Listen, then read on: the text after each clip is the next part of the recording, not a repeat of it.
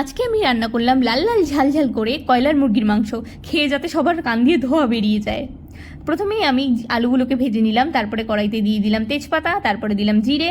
এবার আমাদের কেটে রাখা পেঁয়াজটা এর মধ্যে দিয়ে দিলাম, আর মশলাটাও আমরা করে নিয়েছিলাম এর মধ্যেই।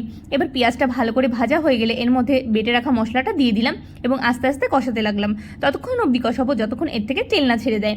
এরপরে আমাদের ধুয়ে রাখা কয়লার মাংসটা এর মধ্যে দিয়ে দিলাম এবং আস্তে আস্তে জাল দিয়ে অনেক সময় ধরে কষাতে লাগলাম। এইটা যেহেতু দেশি মুরগির মাংসের মতো খেতে, ওই জন্য একটু বেশি সময় ধরে কষাবো। আমাদের মাংসটা কষানো হয়ে গেলে এর মধ্যে দিয়ে দেবো আলু, এরপরে দিয়ে দেবো ফুটন্ত গরম জল। গরম জল দেওয়ার কারণ আছে, ঠান্ডা জল দিলে একটু পানসে পানসে হয়ে যায়, একটু ছিবড়া হয়ে যায়।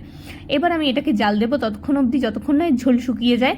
এরপরে নামানোর আগে দিয়ে দেবো গরম মশলা। আমি অন্যদিন হাতে বাটা গরম মশলা দিই, কিন্তু আজকে গুঁড়ো গরম মশলা দিয়েছিলাম। এবার 5 মিনিট মতো জাল দিয়ে নামিয়ে নেবো। তো আজকের ভিডিওটা আপনাদের কেমন লাগলো অবশ্যই জানাবেন। যদি ভালো লেগে থাকে তাহলে একটা লাইক সাবস্ক্রাইব